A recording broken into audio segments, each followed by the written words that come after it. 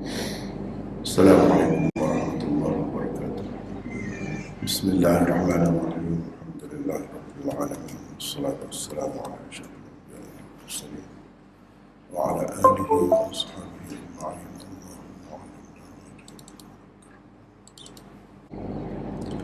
Alhamdulillah, pagi ini kita dapat bersama lagi dalam kuliah struktur mikro surah-surah. Hari ini kita akan mula membaca surah As-Sajdah. As-Sajdah. Kita dah sampai ke situ. Nama surah ni ialah surah As-Sajdah. Dari segi tertib mushafinya, surah ini adalah surah ke-32. Bilangan ayatnya hanya ada 30 sahaja. Surah ini termasuk dalam surah Makkiyah. Bilangan paragrafnya ada 5. Terlebih dahulu kita tengok mesej utama surah ini. Ada beberapa sebagaimana yang tertera di tengah tu. Yang pertama, berimanlah kepada Allah dan hari akhirat setelah merenungi dalil-dalil Al-Quran. Yang kedua, balasan kepada orang mukmin dan orang fasik adalah berbeza. Yang ketiga, wahai orang-orang Islam, bersabar dan istiqamahlah dalam menghadapi ujian-ujian. Nescaya kamu akan mendapat kemenangan. Itulah mesej utama surah ini, yang mana kita boleh perhatikan dan kalau kita renungi, kita perhatikan, nampaklah itu sebagai mesej utamanya. Kemudian kita tengok pula pembahagian surah ini dalam bentuk paragraf. Ada 5 semua paragrafnya. Paragraf yang pertama daripada ayat 1 hingga 3, pengenalan tentang Al-Quran. Kena ingatlah tu, sentiasa saya selalu sebut dah. Banyak surah-surah ni dimulakan dengan pengenalan tentang Al-Quran. Nak menarik perhatian kita kepada Al-Quran ini sebagai pedoman hidup kita, panduan hidup kita. Apa-apa pun yang terdapat di dalamnya, itulah panduannya. Sama ada berupa kisah atau hukum hakam, itulah puncanya yang ada dengan kita sekarang ini. Dan itulah yang kita kena pakai. Yang kedua, daripada ayat 4 hingga 8, pengenalan tentang Allah. Jadi pengenalan tentang Al-Quran ayat 1 hingga 3 tu, di situ disebutkan Quran bukan rekaan manusia. Sebab ini pun salah satu yang menimbulkan kekeliruan juga. Nampak zahirnya macam kata-kata ataupun kalam manusia. Maksudnya ialah untuk mengingatkan mereka, untuk memberi peringatan kepada manusia. Daripada ayat 4 hingga 8 pula, Allah sebagai Khaliq, Wali, Syafi' dan Mudabbir. Di situ ada sebut di dalam ayat 4 hingga 8 itu. Allah sebagai pencipta, sebagai pelindung, sebagai penolong dan sebagai pentadbir. Paragraf 2, pecah 2 pula. Di dalam paragraf 2 tu, daripada ayat 7 hingga 9 ada dalil-dalil anfusi. Kita dah tahu dah apa itu dalil anfusi. Daripada ayat 10 hingga 14 dalil-dalil akhirat. Di sini ada dalil-dalil akhirat, iaitu dalil-dalil daripada kekuasaan Allah. Paragraf 3, kepercayaan kepada Quran dan menolak Al-Quran. Ayat 15 hingga 19, itulah kandungannya. Ayat 20 hingga 22, sifat-sifat orang mukmin dan balasan baik untuk mereka. Sebelah ini pula sifat-sifat orang fasik dan balasan buruk untuk mereka. Jadi orang yang mukmin itu yang terima Quran lah, dan orang yang fasik itu ialah orang yang menolak Al-Quran. Jadi untuk mereka ada balasan buruk. Paragraf yang keempat, dalil-dalil adanya balasan baik dan buruk. Bukti adanya balasan baik dan buruk. Kemuncaknya ialah Yaumul Jaza, Yaumuddin, hari pembalasan, yang tentu tidak ada lagi tersalah dan tersilap di situ. Semuanya akan mendapat keadilan Allah. Daripada ayat 23 hingga 26, dalil-dalil sejarah. Ayat 27, dalil-dalil rububiyah. Dalil-dalil rububiyah.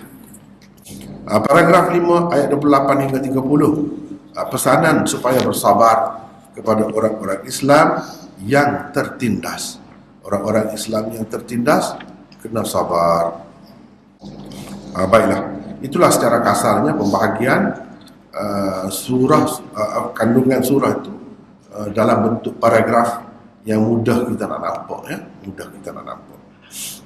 Baik, sekarang ni kita pergi kepada huraian yang lebih terperinci lagi tentang apa yang telah tersebut di dalam carta tadi. Sekarang ini Hazim baca Hazim. Zaman diturunkan. Surah As-Sajdah diturunkan di permulaan peringkat kedua kehidupan Rasulullah SAW di Mekah, sekitar tahun keempat hingga kelima kenabian. Ia diturunkan selepas Rasulullah SAW menyampaikan dakwahnya secara terbuka. Pada ketika itu Rasulullah SAW dituduh sebagai muftari, yakni pendusta. Orang-orang Islam pada ketika itu belum lagi menjadi mangsa kezaliman dan kekejaman orang-orang kafir Quraisy. Cerdik pandai di kalangan orang-orang kafir Quraisy diminta memerhatikan peribadi orang-orang mukmin yang dianggap mereka sebagai musuh itu. Kelebihan surah As-Sajdah. Terdapat satu riwayat Abdullah bin Abbas berkenaan kelebihan surah ini, iaitu Rasulullah SAW selalu membaca dalam sembahyang subuh pada hari Jumaat surah As-Sajdah dan surah Ad-Dahr. Sahih Muslim, kitab Jumaat, bab apa yang dibaca pada hari Jumaat, hadis 2068. Ini boleh dikatakan yang berpegang kuat dengan ini ialah dalam mazhab Syafi'i. Boleh dikatakan orang Syafi'i amalkan ini. Dan amalkan ini pun tidak salah sebenarnya, ya. Tetapi ulama-ulama lain macam Hanafi dan sebagainya tidak pula mengikat diri mereka dengan hadis ini. Nak baca pun boleh, tak baca pun boleh, tak baca pun boleh. Adakah Nabi SAW setiap kali Jumaat tak tinggal begitu, sehingga bila baca surah Sajdah ni sekali tengok nampak macam 3 rakaat lah kepada orang yang jahil, kan? Adakah begitu? Jawabnya tidak. Jawabnya tidak. Tapi banyak kali mengikut usul fiqh, kalau banyak kali Nabi ulang sampai 3 kali, 3 kali dia melakukannya. Kalau kita nak buat secara kekal pun boleh. Itu dari segi usul fiqh. Apalagi kalau 4 kali, 5 kali, banyak kali, ya. Walaupun dia tidak buat sepanjang hayatnya, kita nak amal secara tetap boleh dah. Macam tu. Tidak boleh dikatakan bid'ah. Tidak boleh dikatakan bid'ah. Kalau ada juga orang yang mengatakan bid'ah, seperti Imam Ibn Taymiyah, dia mengatakan bid'ah. Kalau tiap-tiap mesti tak miss. Sebab apa? Sebab takut-takut jadi keliru. Takut-takut orang ingat Nabi memang setiap kali subuh Jumaat tu mesti baca, tak ada baca lain. Takut jadi keliru begitu. Jadi dengan anggap ia sebagai sesuatu yang tetap, itu bid'ah lah. Dari sudut tu. Tapi bid'ah dengan arti menyalahi sunnah tidak lagi. Tidak lagi. Sebab boleh dah kalau nak pakai berterusan. Cuma jangan ingat itu sebagai wajib. Jangan, kena jagalah. Dan kena belajar. Jangan sampai orang yang tak mengaji, orang yang jahil itu menyangka macam ada 3 rakaat pula pada pagi itu. Jangan sampai begitu. Kalau tidak begitu, tak. Kalau sampai mengelirukan, mungkin ada benarlah bagi orang yang mengatakan itu bid'ah. Ya. Teruskan. Berkaitan surah As-Sajdah dengan surah sebelum dan selepasnya. Pertama, antara kesalahan pemimpin-pemimpin Quraisy yang tersebut di dalam surah Luqman ialah mereka telah mempopularkan lahwal hadis, yakni hiburan-hiburan yang melalaikan, untuk menghalang dakwah Islam. Mereka juga sombong, tidak mahu mendengar dengan baik seruan Islam, tidak menerima ma anzalallah, yakni apa yang diturunkan oleh Allah. Sebaliknya, tetap dengan pendirian dan pegangan ma wajadna alaihi aba'ana, yakni apa yang kami dapati daripada nenek moyang. Tidak percaya kepada hari akhirat dan juga melakukan syirik yang merupakan kezaliman yang sangat besar. Di dalam surah As-Sajdah ini pula sebaliknya dikemukakan sifat-sifat dan peribadi orang-orang Islam yang baik dan saleh, bahawa mereka tidak sombong, sentiasa bertasbih dan bertahmid, bertahajud, takut kepada Tuhan, selalu berdoa kepada Tuhan, dan mereka juga adalah pemurah. Ayat 15 dan 16. إنما يؤمن بآياتنا الذين إذا ذكروا بها خروا سجدا وسبحوا بحمد ربهم وهم لا يستكبرون تتجافى جنوبهم عن المضاجع يدعون ربهم خوفا وطمعا ومما رزقناهم ينفقون. Kedua, di dalam surah As-Sajdah dibuat perbandingan di antara orang-orang mukmin yang berperibadi mulia dan orang-orang yang buruk peribadinya, fasiqin. Mereka tidak sama, hasil yang akan diperolehi mereka juga tidak akan sama. Ketiga, di dalam surah Al-Ahzab yang akan datang pula dibuat perbandingan di antara para sahabat yang ikhlas dan orang-orang munafik. Betapa berbezanya peribadi kedua golongan itu. Beberapa kata kunci dan tema utama surah. Pertama, kepada orang-orang kafir disebutkan dengan terang dan terbuka bahawa tempat tinggal mereka nanti adalah neraka. Ayat ke-20. Wa ammal ladzina fasaku fama'wahumun nar. Kedua, di dalam surah As-Sajdah perkataan liqa, yakni pertemuan dengan Allah di akhirat kelak, disebutkan sebanyak 3 kali. Ayat ke-10, 14 dan 23. Orang-orang musyrikin Mekah sebenarnya tidak percaya akan adanya hari akhirat. Mereka tidak menerima adanya liqa atau pertemuan dengan Allah. Ayat ke-10. Inna lafi khalqin jadid bal hum biliqa'i rabbihim kafirun. Di dalam Taurat juga telah disebutkan dengan terang bahawa Musa berpesan supaya jangan ragu akan adanya hari pertemuan dengan Tuhan itu. Ayat ke-23. Fala takun fi miryatin min liqa'ih. Orang-orang yang tidak percaya kepada adanya hari akhirat pada hari kiamat nanti akan terbiar sebagaimana mereka membiarkan dan tidak kisah tentang pertemuan dengan Tuhan. Ayat 14. Fadhuku bima nasitum liqa'a yawmikum hadha inna nasinakum. Ketiga, di dalam surah ini selain digunakan perkataan fasikin kepada orang-orang yang tidak percaya kepada hari akhirat, perkataan mujrimin juga digunakan untuk mereka. Kerana tidak berasa bertanggungjawab dan akan disoal di akhiratlah manusia menjadi jahat, buruk pekerti, fasik dan perjenayah. Allah SWT akan menghukum orang-orang yang tidak percaya kepada hari akhirat, mujrimin dan fasikin. Ayat ke-22. Inna minal mujrimina muntaqimun. Di hari kiamat nanti golongan mujrimin dan fasikin, iaitu penjenayah dan penjahat yang tidak percaya akan adanya hari akhirat, akan menundukkan kepalanya di hadapan Allah kerana malu. Ayat 12. Idzil mujrimuna nakisu ru'usihim 'inda rabbihim. Nah, kita nak cepat-cepat dah ni kan. Jadi kita teruskan. Tidak nak hurai banyak. Jadi kalau nak tengok istilah-istilah apa kata kunci apa tu tengok yang lepas. Saya tidak nak ulang. Baik, seterusnya surah Al-Ahzab. Tertib mushafinya surah ini adalah yang ke-33. Bilangan ayatnya 73. Surah ini termasuk dalam surah Madaniyah. Sementara surah sebelum ini surah Makkiyah. Bilangan paragrafnya ada 12 paragrafnya. Ada 12 paragrafnya. Sebelum kita bincangkan dengan lebih terperinci, kita tengok dulu mesej utamanya, kemudian pecahan-pecahan kandungannya dalam bentuk paragraf.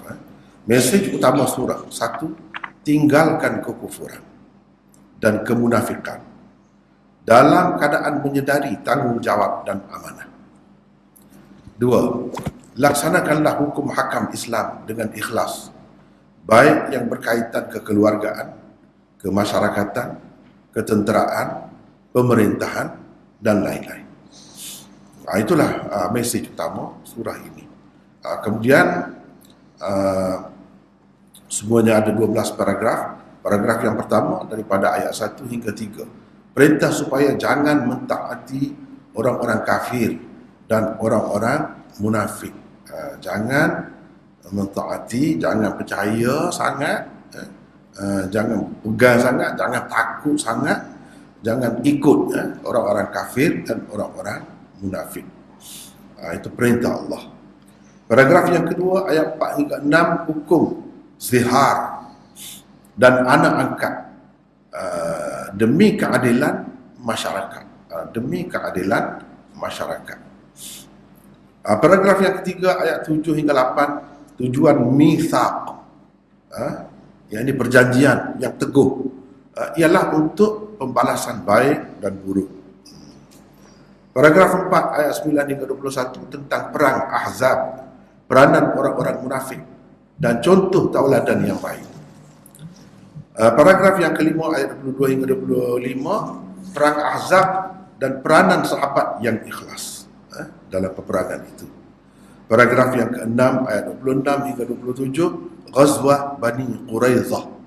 Ghazwah Bani Quraizah, iaitu peperangan yang berlaku di antara Rasulullah dan sahabat-sahabatnya dengan satu kumpulan ataupun kabilah di Yahudi, iaitu Bani Quraizah. Paragraf yang ke-7 ayat 28 hingga 40, hukum-hukum kekeluargaan dan kemasyarakatan. Paragraf yang ke-8 ayat 41 hingga 48, nasihat kepada sahabat-sahabat yang ikhlas. Paragraf yang ke-9 ayat 49 hingga 59, hukum-hukum kemasyarakatan dan kekeluargaan. Paragraf 10 ayat 60 hingga 68, peringatan kepada orang-orang munafik dan ancaman hari kiamat. Paragraf yang ke-11 ayat 69 hingga 71, ucapan yang benar dan tawaran bersyarat. Paragraf yang ke-12 ayat 72 hingga 73, tujuan amanah.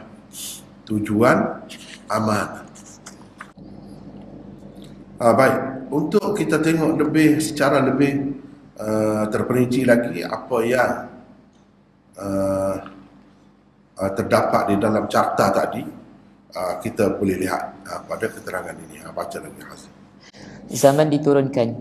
Suratul Ahzab diturunkan sekitar tahun ke-4, ke-5 dan ke-6 Hijrah. Ketika berlakunya perang Ahzab, Ghazwah Bani Quraizah dan perkahwinan Rasulullah SAW dengan Zainab pada bulan Zulqa'dah pada tahun ke-5 Hijrah. Setahun kemudian, iaitu pada tahun ke-6 Hijrah, Suratul Nur diturunkan. Walaupun dari segi tertib kitabi Suratul Ahzab itu terletak kemudian daripada Suratul Nur, tetapi dari segi turunnya adalah lebih dahulu daripada Suratul Nur. Di dalam ayat pertama lagi, orang-orang Islam diperintahkan supaya tidak tertekan dengan tindak tanduk orang-orang munafik dan orang-orang kafir. Perang Ahzab juga dipanggil Perang Khandaq. Zaman itu ialah zaman yang terlalu mencabar kepada Rasulullah SAW dan para sahabat baginda. Orang-orang Quraisy bersama dengan sekutu-sekutu mereka telah bersepakat mengepung Madinah. Di dalam Madinah pula, orang-orang munafik tidak henti-henti menyakiti dan mengganggu Rasulullah SAW dengan menyerang peribadi baginda. Dalam keadaan begitu pun, Allah memerintahkan kepada Nabi-Nya supaya tidak tunduk kepada orang-orang kafir Quraisy dan sekutu-sekutunya yang datang sebagai musuh dari luar dan tidak mengalah kepada musuh-musuh dalaman yang terdiri daripada golongan munafik. Ayat pertama, wala tuti'il kafirin wal munafiqin. Kesinambungan suratul Ahzab dengan surah sebelum dan selepasnya.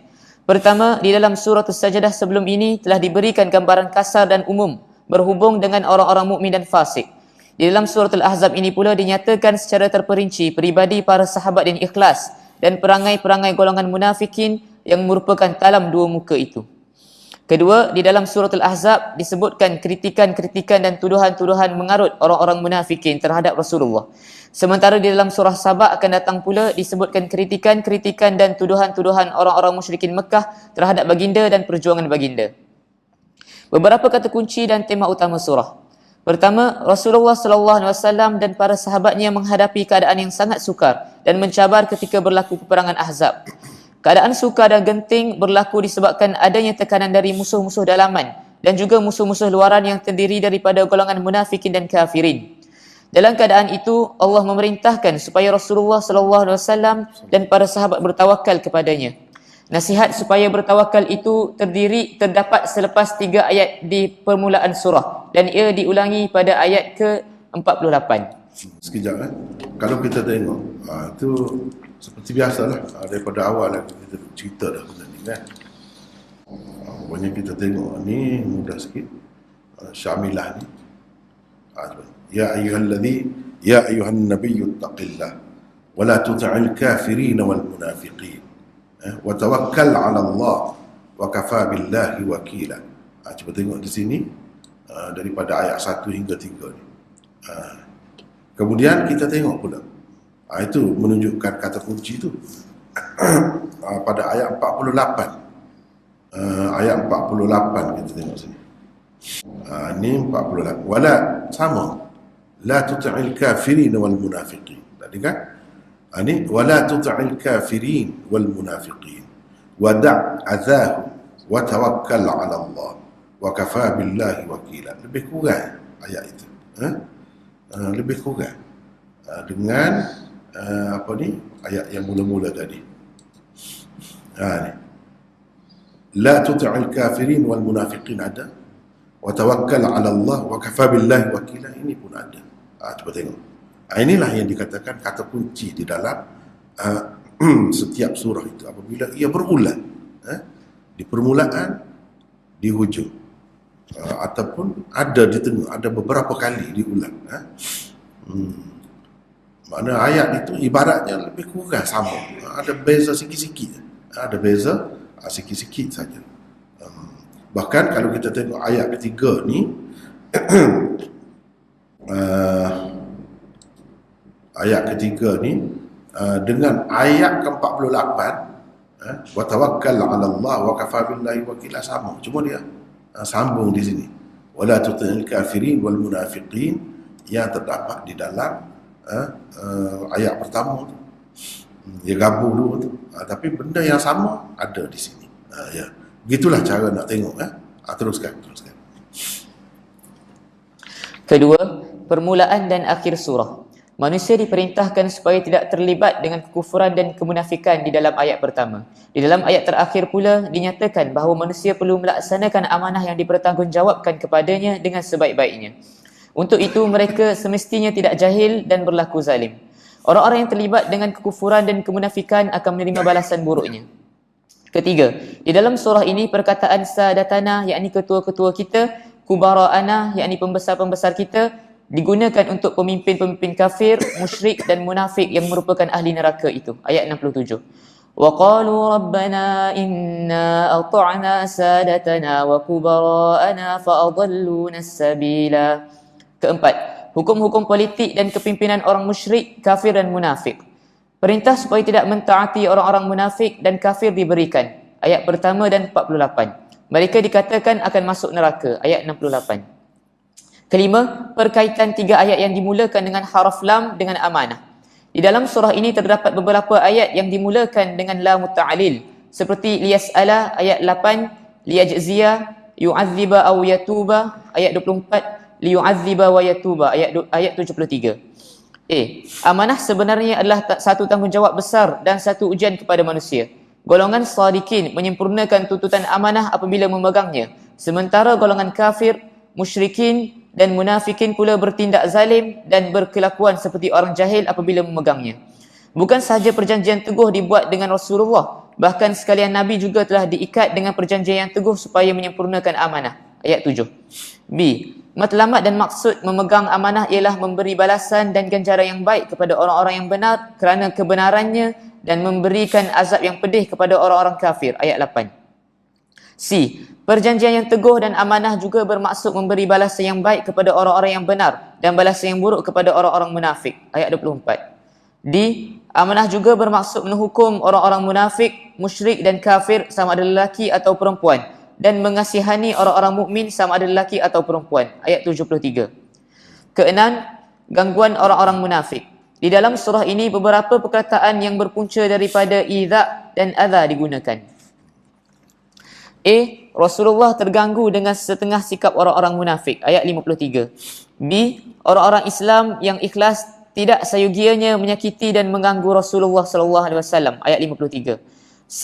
Orang-orang yang mengganggu serta menyakiti Allah dan Rasulnya dilaknat di dunia dan di akhirat, dan untuk mereka disediakan azab yang menghinakan. Ayat 57. D. Untuk mengelak diri daripada gangguan orang-orang munafik, perempuan-perempuan Islam perlu memakai pakaian labuh dan menutup aurat, yakni jilbab. Ayat 59. E. Orang-orang munafik diperintahkan supaya tidak mengganggu dan menyakiti Rasulullah sebagaimana Nabi Musa dahulu selalu diganggu oleh orang-orang Bani Israel. Ayat 69. F. Perintah supaya tidak menghiraukan gangguan-gangguan dan perbuatan-perbuatan orang-orang kafir dan munafik yang menyakiti hati. Ayat 48. Ketujuh. Sekejap. Di sini semasa sebelum dan selepas perang Ahzab tu, pada ketika itu memang orang-orang munafik tu tengah kuat. Macam-macam cara mereka mengganggu Rasulullah sallallahu alaihi wasallam. Sebab itu dalam surah ini disebut perkataan idza, adza, dan pecahan-pecahannya itu banyak tempat.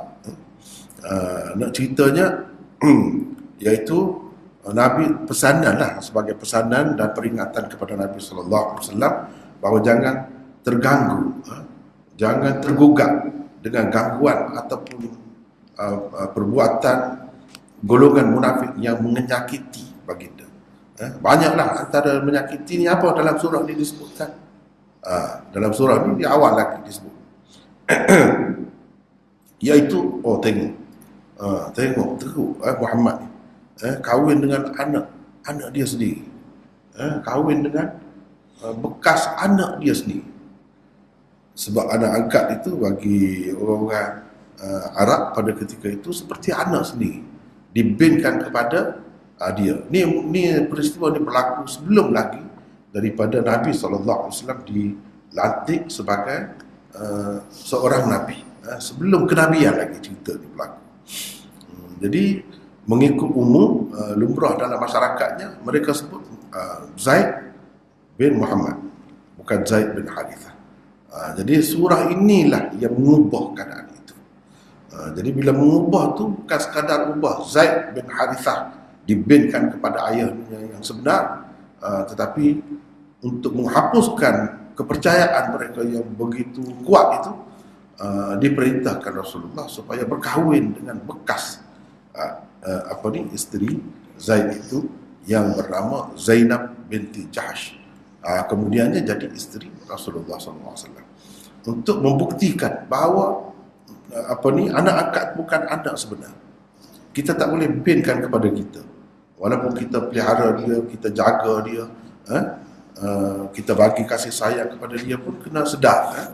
Dari segi hukum Islam tidak dibenarkan dibinkan anak angkat itu kepada ayah angkat. Itu yang pertama. Yang kedua, kalau kata isteri dia, dia bercerai dengan isteri dia, boleh berkahwin. Dia tu macam orang lain sebenarnya, macam orang lain. Dari segi pesaka, dari segi apa pun tak dapat.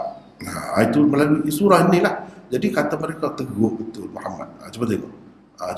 Ini dia kahwin dengan anak dia sendiri. Dengan menantu dia sendiri dia kahwin. Itu antara gangguan sebar. Sebenarnya dia nak mematikan, membunuh karakter Rasulullah. Itu di peringkat tu usaha membunuh karakter Nabi SAW. Biar orang nampak teruk Nabi, orang tak mahu ikut, orang tak mahu dengar cakap dia. Macam-macam lah fitnahnya. Pada ketika itulah banyak berlaku macam-macam tu tuduhan-tuduhan kepada Rasulullah SAW dan fitnah terhadap keluarga baginda. Tujuannya supaya Nabi terganggu, duduk fikir apa orang yang kata tu. Manusia ni kadang-kadang bila banyak sangat fitnah terhadap dia, jadi terganggu juga fikiran dia. Itu salah satu usaha yang dilakukan oleh orang munafik. Teruskan baca. Ketujuh, perbandingan di antara para sahabat yang ikhlas dan golongan munafik. Surah ini juga mengemukakan dua watak manusia. Watak pertama ialah para sahabat yang ikhlas, iman mereka semakin bertambah apabila melihat pasukan tentera musuh. Ayat 22, 31 sehingga 36.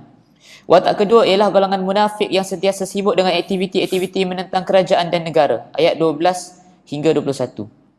Ke-8, hukum-hukum kekeluargaan. Orang-orang Islam hendaklah memilih jalan sederhana dalam kehidupan kekeluargaan. Setiap anggota keluarga hendaklah meletakkan darul akhirah, yakni negeri akhirat di hadapannya. Ayat 28.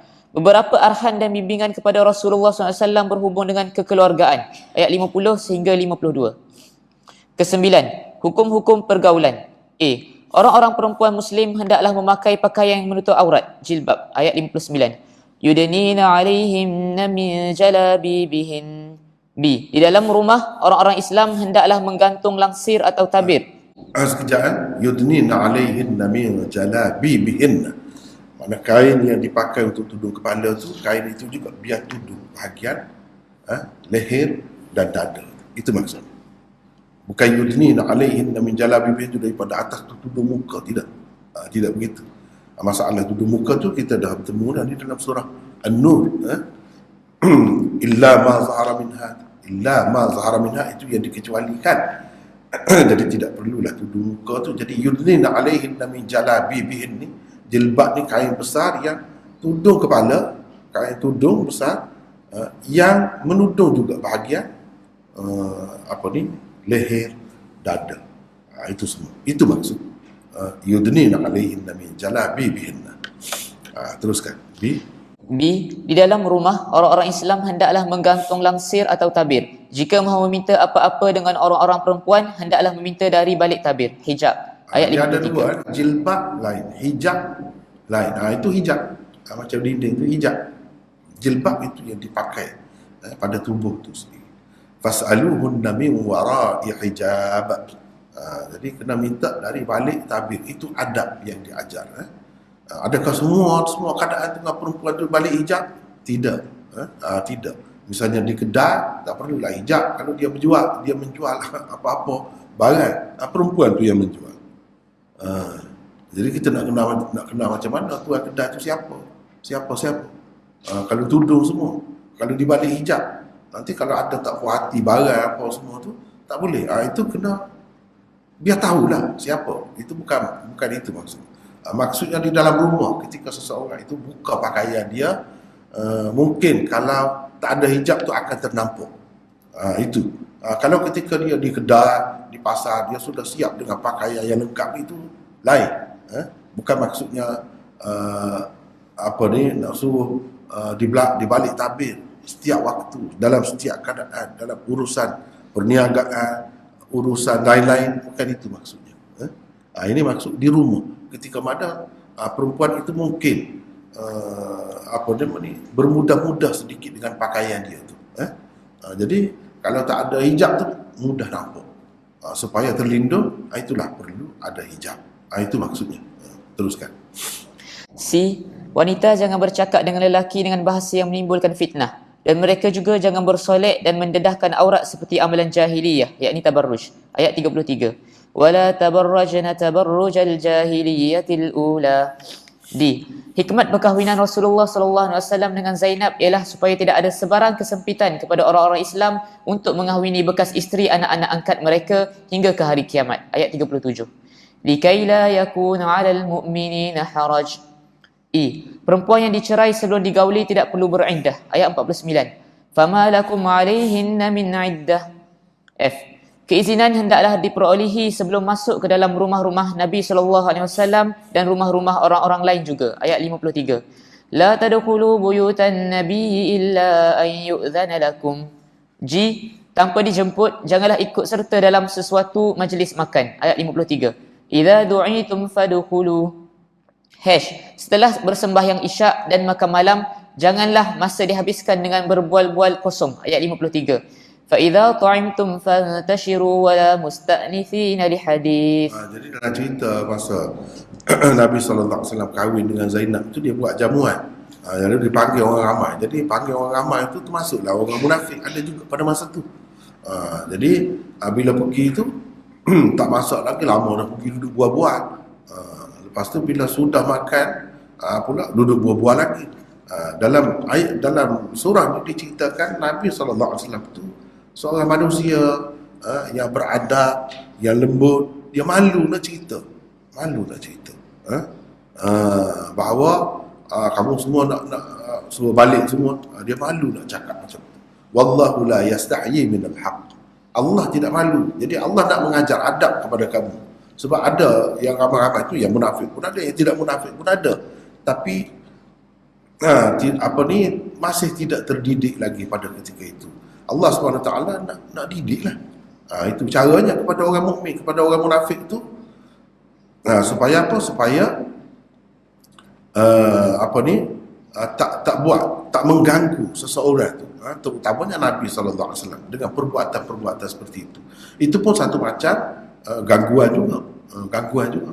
Orang nak bersama dengan isteri mula malam, baru berkenalan, walaupun Nabi SAW tu dengan Zainab itu sepupu sebenarnya, bukanlah tak kenal langsung, tapi itulah. Jadi kalau ada bersama tu menyusahkan. Kalau kita tengok dalam riwayat Bukhari, beberapa kali Nabi SAW pergi ke rumah isteri tu, pergi ke rumah isteri ni, buat balik tengok masih ada lagi untuk buat. Jadi itu tak kena caranya. Jadi orang Islam tak sepatutnya begitu. Tak sepatutnya begitu. Kena jaga tuan rumah tu. Jangan sampai dia menyusahkan tuan rumah. Ya? Kena fikir sendirilah. Misalnya ini masa makan. Aku pergi ni tak cerita terlebih dahulu. Mungkin dia tidak menyediakan makanan, nanti tak cukup. Kita kata macam-macam pula dekat dia. Jadi jangan pergilah. Gitu caranya. Kena fikir sendiri. Itu cara orang mukmin. Sesuai ke tidak pergi masa ni?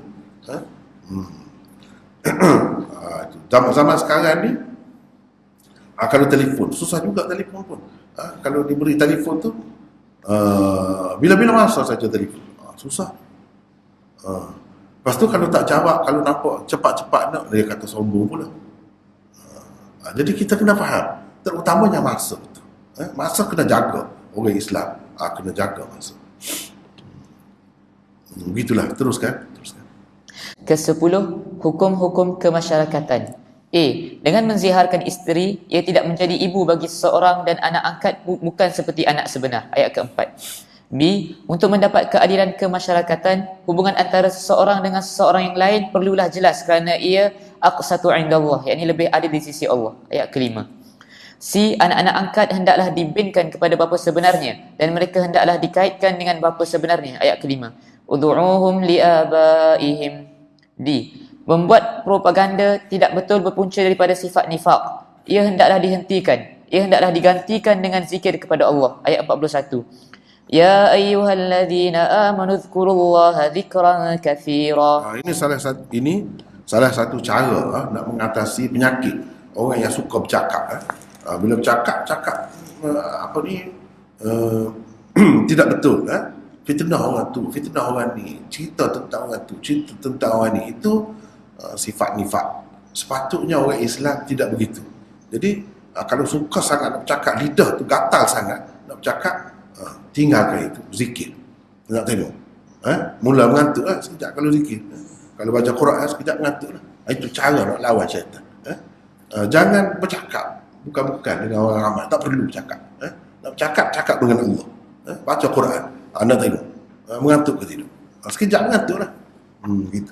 Kalau tidak sampai pukul 12, pukul 1 boleh lagi nak cerita pasal orang itu mengumpat orang ni. Jadi cara nak mengatasi semua itu macam mana? Baca Quran atau zikir-zikir lain. Itu caranya.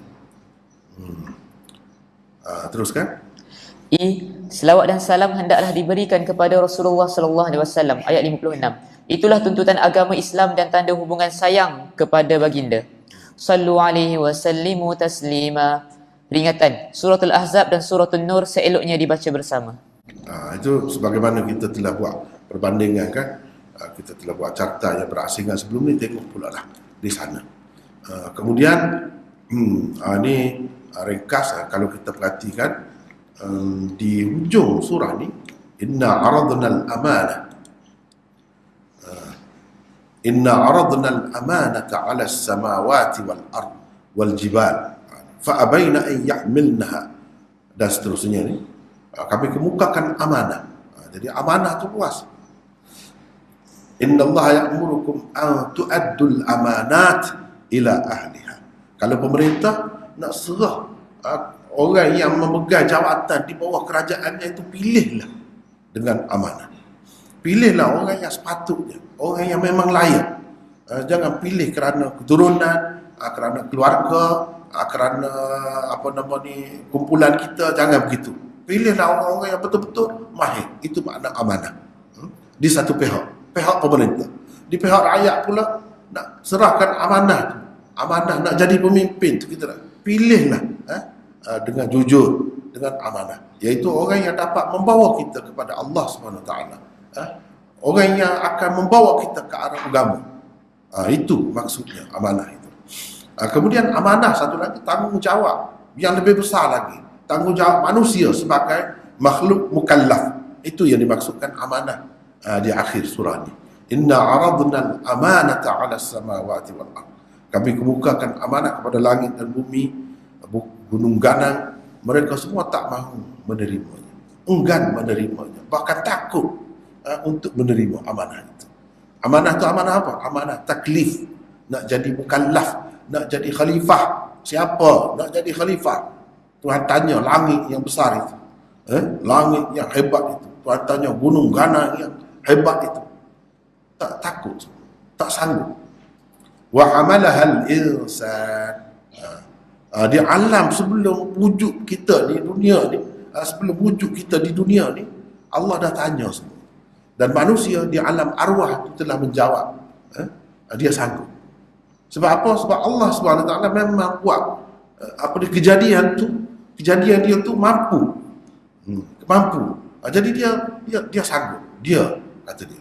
Jadi sebab itulah Allah SWT sebut inni ja'ilun fil ardi khalifah. Jadi khalifah tu siapa? Adam dan anak cucu dia. Wa ja'alnakum khalaif, dan kami jadikan kamu sebagai pengganti generasi demi generasi untuk memegang amanah itu. Macam-macam amanah lah dalam agama tu. Bila mukallaf, amanah lah. Amanah sebagai pemerintah, amanah sebagai rakyat, amanah sebagai bapa, amanah sebagai anak, amanah sebagai guru, amanah sebagai murid dan sebagainya. Itu amanah semua tu berkait dengan manusia dan mukallaf. Innahu kana zaluman jahula. Setengah-setengah orang dia silap faham. Dia kata manusia ni ketika dia jawab dulu, dia sanggup tu, dia jahil, dia zalim. Zalim apa? Dia belum wujud lagi. Dia tidak lahir, tidak duduk dalam dunia lagi. Dia zalim apa? Apa makna zalim? Apa makna jahil? Adakah dia jawab tu dalam keadaan jahil? Itu sebab dia silap fahamnya. Innahu kana zaluman jahula. Kana tu dia faham dulu pada masa itu. Padahal tidak semestinya kana itu dengan makna dulu. Itu kena faham. Itulah perlu belajar kaedah tu. Kalau tak belajar kaedah, kana mesti dulu. Kana akala, dia sudah makan lama dah. Kana yakul, dia selalu makan dulu sudah dah. Dulu. Ini pun diterima begitu juga, silap. Itu pun jadi silap ataupun tak faham. Apa maksudnya? Manusia itu memang zalim. Atau nak cerita yang sekarang ni? Cerita dulu ke cerita sekarang? Ini cerita sifat manusia secara keseluruhannya, secara umumnya. Bila-bila masa pun sifat dia begini. Dia sanggup. Lepas tu mula dia khianati amanah itu. Maka jadilah dia munafik. Wa idza tumina khana. Apabila diserahkan amanah kepada dia, dia berkhianat. Itu sifat manusia. Dia ada sifat tu. Dia boleh jadi baik, dia boleh jadi jahat. Dia boleh memenuhi amanah, dia boleh mengkhianati amanah. Itu manusia. Dia boleh melaksanakan ketentuan Allah sehingga jadi adil. Dia boleh juga jadi zalim. Itu sebab sifat dia tu, sifat dapat memilih. Jadi innahu kana zaluman jahula ni bukan nak cerita pada masa dia jawab tu dia zalim, dia jahil. Tidak. Pada masa tu dia sedar, dia tahu. Kemudian ni sebagai sifat yang tetap ada, yang sentiasa ada pada manusia ni, ini sifatnya. Sifat inilah yang menyebabkan dia tu tidak dapat melaksanakan amanah dengan sebaiknya. Di samping dia ada juga sifat boleh melaksanakannya. Kalau tidak, apa maknanya? Serahkan kepada manusia yang tidak mampu. Sebab la yukallifullahu nafsan illa wus'aha. Allah SWT tidak akan bebankan seseorang itu kecuali dia mampu. Setakat dia mampu. Dia manusia memang mampu melaksanakan. Jadi ini bukan nak cerita pada masa itu, nak cerita sifat manusia sepanjang masa setelah dia ada di dunia ini. Ini maksudnya. Seperti kita kata wa kana Allahu ghaniyan hamida. Jadi Allah itu kaya dulu ke? Terpuji itu dulu. Sekarang ni tidak. Itu ke? Dah sebut kana, itu silap. Kana selalu juga disebut sebagai sifat yang sentiasa ada. Itu. Kana Allahu ghaniyan hamida bukan bermakna Allah dulu kaya. Misalnya kita kata, kita buat ayat dalam contoh biasa ni, kana Zaid ghaniyan. Kana Zaid ghani. Zaid dulu kaya. Walakinnahu al-an faqir. Tapi dia sekarang ni sesak, miskin, susah. Dulu dia kaya. Itu betul. Setengah-setengah tempat betul. Tapi jangan dipakai setiap tempat dengan makna dahulu. Kalau macam tu silap. Silap. Kalau macam tu dia jadi wa kana Allahu ghafurar rahima, Allah itu dulu Maha Pengampun, Maha Penyayang. Jadi sekarang ni tidak lah. Sedangkan makna dia Allah sentiasa Maha Pengampun dan Maha Penyayang. Itu makna. Kalau dalam akidah Maturidiyah dia panggil kaunuhu, sifat maknawiyah dia panggil. Kaunuhu ghafuran, kaunuhu aliman, kaunuhu hayyan. Keadaan dia tu, mana dia sentiasa hidup. Itu maksudnya. Kana Allahu ghafurur rahim. Dia sentiasa Maha Pengampun. Sifat dia tu. Begitu. Sifat yang tetap. Sama juga manusia ni. Sifat zalum, sangat zalim dan sangat jahil ni ada. Bila kemudian setelah dia wujud dan diletakkan di hadapan dia amanat, ada yang adil, ada yang zalim. Ada yang mengerti, ada yang jahil. Memang begitu. Memang begitu sifat manusia. Ada yang zalim, ada yang jahil. Jahil sangat.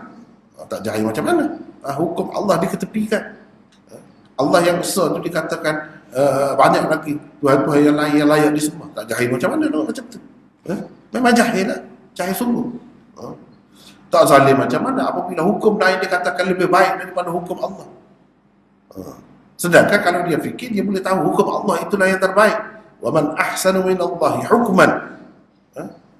Alaysa Allahu bi ahkamil hakimin. Tentu dia akan tahu itulah yang paling adil, itulah yang paling baik. Tetapi bila tak pakai hukum Allah, manusialah juga. Bila tak pakai, zalimlah. Bila? Dalam dunia. Bukan ketika dia jawab dulu. Ketika dia jawab dulu, dia sedar. Seperti alastu bi rabbikum, tu tanya dia alam zat, alam ruh. Tidakkah Tuhan ini aku, alastu bi rabbikum, tidakkah aku ini Tuhan kamu? Qalu bala. Kan kita baca ayat wa idza akhadha rabbuka min bani adama min zuhurihim dzurriyyatahum wa ashhadahum ala anfusihim alastu bi rabbikum qalu bala syahidna. Semua kami menyaksikan. Yang kafir pun pada masa itu terima. Pada masa itu semua terima. Semua terima bahawa Allah Tuhan. Bila mari ke dunia, sama juga ayat ni. Bila mari ke dunia ni, baru nyata zalum dan jahil itu. Ini ramai orang yang terkeliru di sini. Ramai orang terkeliru. Ini sebab tidak pegang kaedah lah. Tak sedar ada kaedah berhubung dengan kana ini. Berhubung dengan kana. Dia duduk faham dulu. Padahalnya tidak. Padahal cerita sekarang. Tu Pak Imadi tu kana. Ya lah Pak Imadi lah. Kana Allahu ghafurur rahimah. Jadi mana dululah Allah tu pengampun, penyayang. Sekarang ni tidak kah? Dia jadi gitu. Sebab itu kena pakai Allah itu sentiasa. Adalah Allah itu Maha Pengampun, lagi Maha Penyayang. Gitu. Bukan dulu. Kena tengok tempat tu. Okey. Baiklah. Seterusnya kita pergi kepada surah Sabah. Surah Sabah. Lepas pada surah Ahzab, surah Sabah. Ini surah Sabah. Tertib surahnya, yang ini tertib mushafi, tertib dalam Quran yang ada sekarang, yang ada dengan kita. Ia adalah surah ke-34. Bilangan ayatnya 54. Surah ini termasuk dalam surah Makkiyah. Tertib turun 58. Dari segi turun dulu kepada Nabi SAW. Bilangan paragrafnya ada 7. Baik. Terlebih dahulu kita tengok mesej utamanya. Terimalah Islam dan elakkanlah diri daripada keraguan akibat mengkritik akidah tauhid, kerasulan Muhammad dan hari akhirat dengan kritikan-kritikan yang lemah. Dan janganlah mengikut golongan pemimpin yang tidak bersyukur, mewah dan sombong. Itu kandungan dia, mesej utamanya. Kalau kita baca keseluruhan surah ini, nampak itulah kesimpulan. Kemudian ada 7 paragraf. Paragraf yang pertama daripada ayat 1 hingga 9. Ayat 1 bagi 2 pula di situ. Ayat 1, 2 sifat-sifat Tuhan dan tauhid sifat disebut sini. Tauhid sifat Allah. Ni kalau kita tengok di sini, alhamdulillah. alladzi lahu ma fis samawati wa ma fil ard wa lahul hamdu fil akhirah wa huwal hakimul khabir. Ini tauhid sifat lah ni, yang bijaksana. Luqman pun orang panggil Al-Hakim juga, Luqmanul Hakim. Luqmanul Hakim. Tapi Al-Hakim yang sebenar siapa? Yang tak ada tolok banding, yang macam tu satu saja. Siapa? Allah. Ni Al-Hakim. Al-Khabir, yang tahu secara mendalam, dengan mendalam apa-apa. Siapa? Banyak juga kita kata pakar. Pakar tu dalam bahasa Arab moden dipanggil khabir. Khabir, pakar, sebab dia lebih dalam ilmunya tentang sesuatu perkara tu. Kalau doktor dipanggil khabir. Tetapi yang betul-betul khabir, tak ada kekurangan dia. Kalau kata khabir ni pakar dalam bahagian dia paling tinggi, itu pun tak habis juga. Tak habis juga, dia tak tahu semua juga. Cuma orang sebut lah, nak banding dengan yang lain tu dia pakar, gitu sajalah. Tapi yang betul-betul mendalam, tak ada kelemahan dia, kurang dia, semua perkara, tak ada yang lain, hanya Allah. Itu maknanya tauhid sifat. Itulah orang panggil tauhidul asma was sifat. Inilah ada di sini. Kemudian ayat 3 hingga 9, kritikan terhadap akidah akhirat. Kritikan terhadap akidah akhirat. Kafir kritiklah. Paragraf 2 ayat 10 hingga 14, ayat 10 hingga 11, syukur Daud. Di situ dikemukakan contoh syukur Nabi Daud. Macam mana syukur? Seorang pemimpin, seorang raja, seorang pemerintah yang begitu bersyukur. Jadi hendaknya orang-orang lain pun, pemerintah yang lain, raja yang lain, penguasa yang lain pun dia kena macam inilah. Baru betul, barulah melaksanakan amanah dengan betul, tidak jadi zalum tadi, tidak jadi jahul. Kalau tidak jadi zalum, jadi jahul lah. Dia sebagai pemerintah tu zalum lagi jahul. Kalau dia ikut Nabi Daud tidak jadi begitu. Jadi amanah itu dilaksanakan dengan sebaik-baiknya. Ayat 12 hingga 14, syukur Sulaiman, anak dia raja juga, dan seorang yang bersyukur juga. Jadi kalau raja-raja, pemerintah-pemerintah lain yang rasa besar sangat, hebat sangat, cuba ingat Nabi Sulaiman, mana besar dengan aku, mana agung, mana hebat dengan aku. Biar sedar diri gitu. Dia yang hebat macam tu, macam mana kehidupan, macam mana dia ingat kepada Allah. Apa-apa pun yang dia dapat, alhamdulillah dia sebut. Ini semua ni Tuhan nak uji aku ni, liyabluwani aashkuru am akfur. Dia sentiasa ingat itu.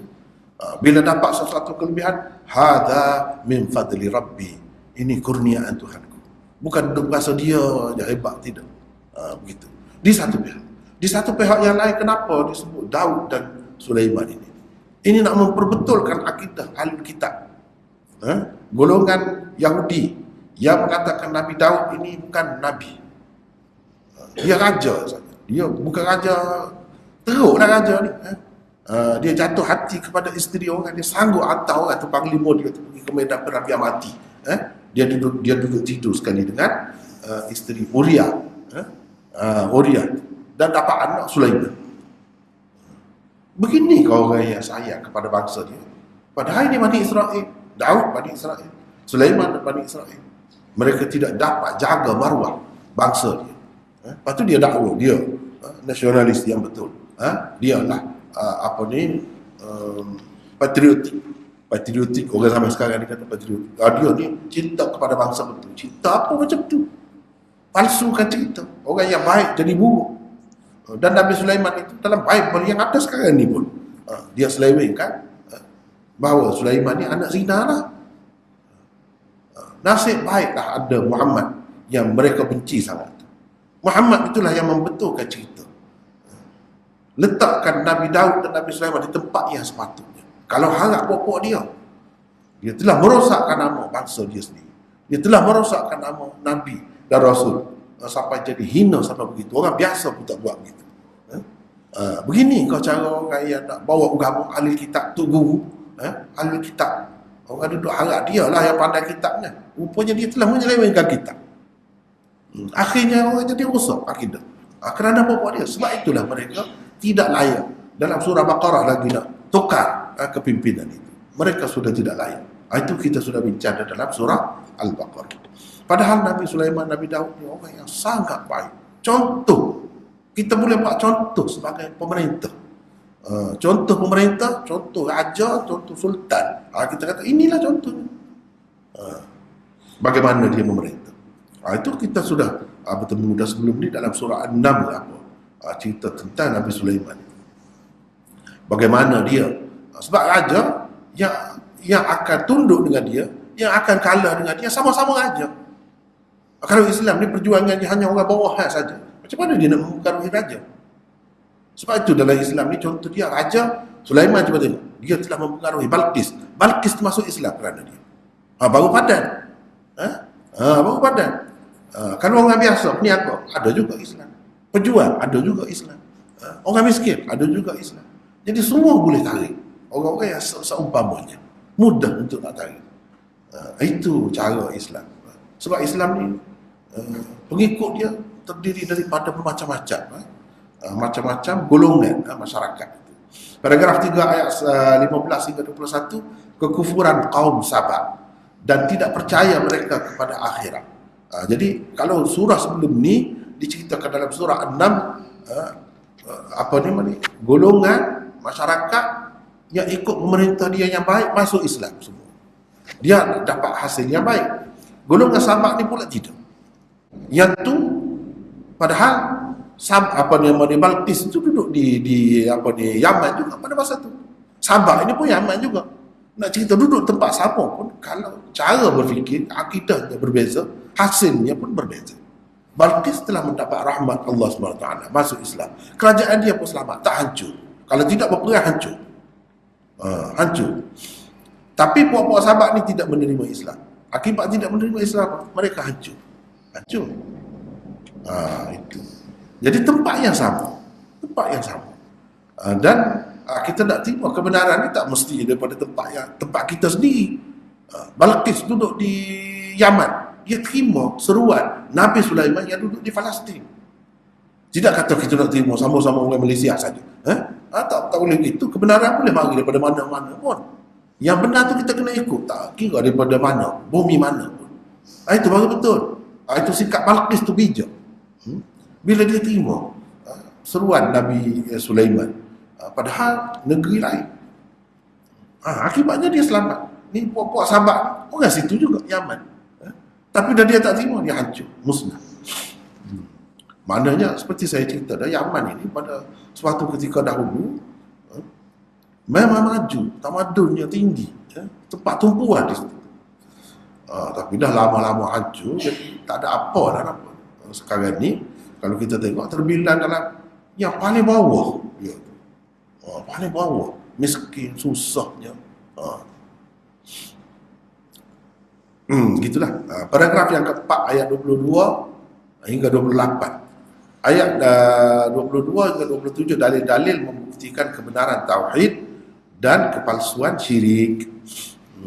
Jadi tauhid syirik ni sentiasa ada, surah mana-mana pun ada. Sebab ini penting, penting. Ayat 28 dalil kerasulan Muhammad. Paragraf 5 ayat 29 hingga 42, 29 hingga 30 tidak percayakan akhirat. 31 hingga 38 pimpinan orang kafir yang sombong dan mewah dan pengikut-pengikut mereka. Macam mana ni? Pengikut-pengikut dengan pemimpin yang sombong dan mewah. Ayat 39 hingga 42 menolak kesyirikan. Paragraf 6 ayat 43 hingga 46 kritikan terhadap Rasul. Jadi mana kritik itu dijawablah, dijawab begitu. Paragraf 7 ayat 47 hingga 54 dalil-dalil kerasulan Muhammad dan ancaman hari kiamat. Jadi Allah SWT sentiasa bagi hujah-hujah dia tu, dalil-dalil supaya manusia ni terima. Sebab dari satu segi nampak Rasul dengan kita apa bezanya? Apa beza? Zahirnya tak nampak beza. Begitu. Jadi kalau kita cara orang biasa ni mudah ya nak jawabnya. Cuba tengok orang tu pun kita kata orang bijak sangatlah. Dia apa bezanya? Tak ada beza, sama. Tapi hakikatnya sama kan jadi? Tak sama. Kenapa kita orang gaji 100 pun tak mau bagi? Kenapa dia tu sampai 50,000 pun tak bagi? Itu hakikat. Nampak muka serupa, mata 2 biji. Tak sama. Dunia ni pun anggap tidak sama. Begitu jugalah dengan dunia pemikiran, dunia kerohanian. Manusia tidak sama. Dari segi zahir memanglah sama, tapi dari segi peribadi, dari segi jiwa, dari segi pemikirannya manusia tidak sama darjatnya. Jadi daripada situ tidak peliklah kalau kita kata orang yang hebatlah, ada saja idea nak buat itu, nak buat ini ya. Orang ni pula satu pihak tak timbul satu buat idea tak ada. Itu orang biasa lah, kita kira orang biasa. Manusia ni ada lagi yang lebih daripada itu, iaitu dia dapat wahyu.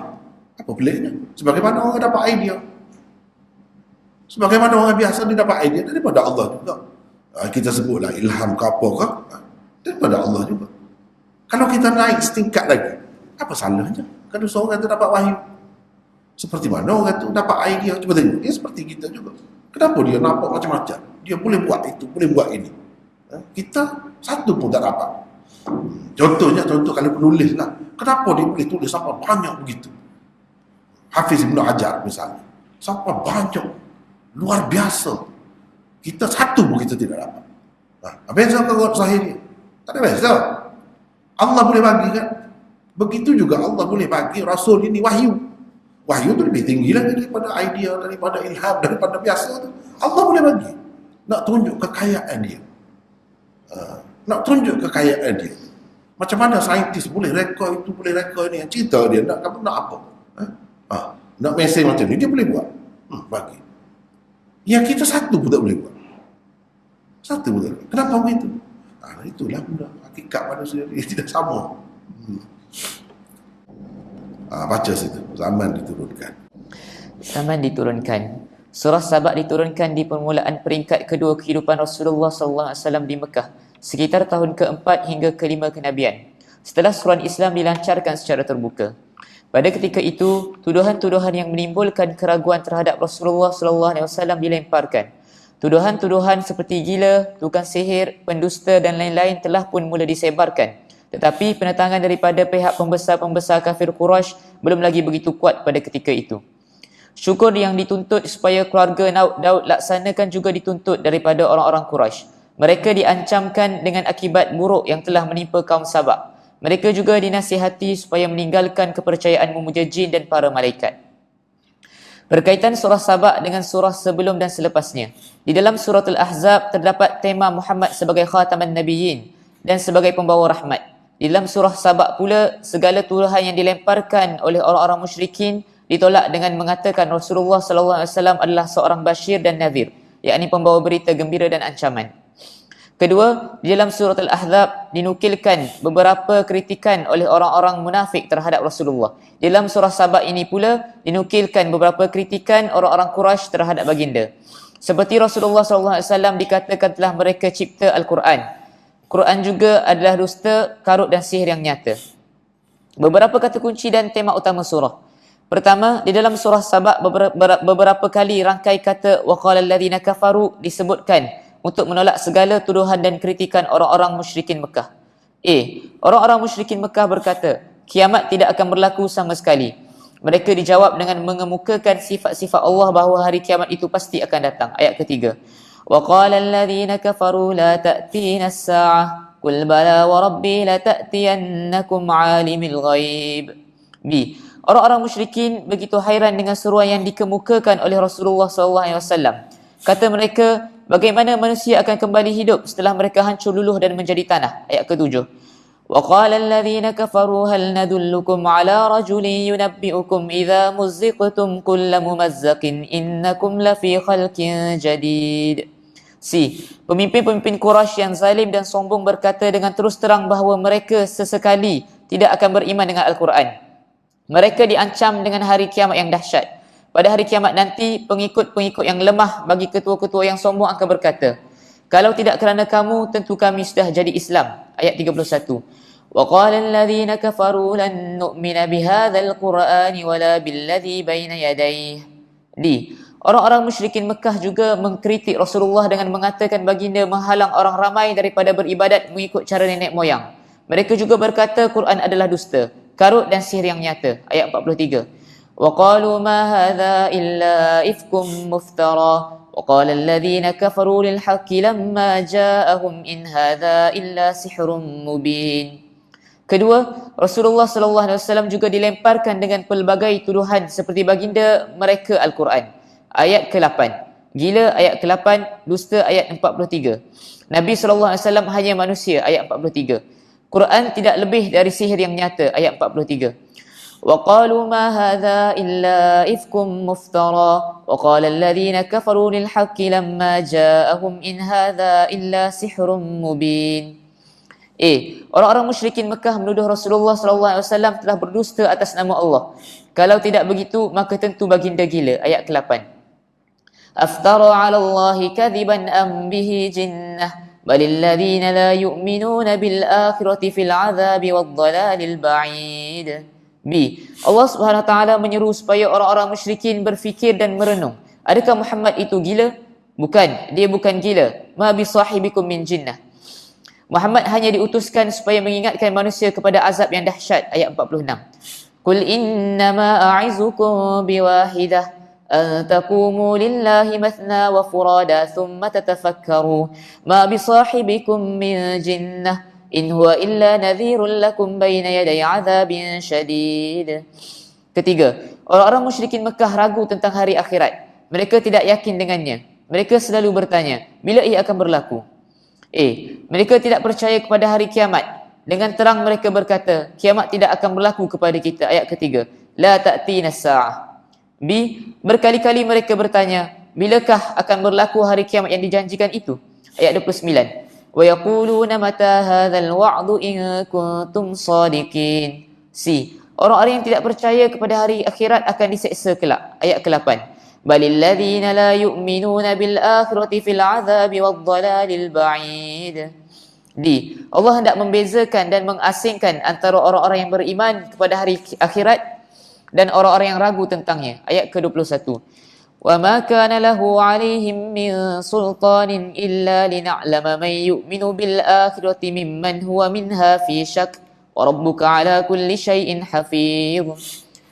Pada hari kiamat kelak, orang-orang yang ragu akan terhalang daripada mendapat kehendaknya. Itu juga yang akan berlaku kepada orang-orang dahulu yang meraguinya dan menimbulkan keraguan di dalam hati orang-orang lain. Ayat 54. وَحِيلَ بَيْنَهُمْ وَبَيْنَ مَا يَشْتَهُونَ كَمَا فُعِلَ بِأَشْيَائِهِمْ مِنْ قَبْلِ إِنَّهُمْ كَانُوا فِي شَكٍّ مُرِيبٍ. Sekejap. Jadi daripada banyak dari sini, dalam surah ni saja dan surah-surah lain pun dapat kita ketahui bahawa orang kafir Quraisy Mekah ni kan, antara yang jadi masalah dia dengan Nabi SAW yang bawa ajaran Islam ni, apa yang dia tidak terima, apa yang tidak ada dalam kepercayaan mereka, iaitu kebangkitan. Hari bangkit itu dia tak terima, dia tidak percaya. Itu memang jelas.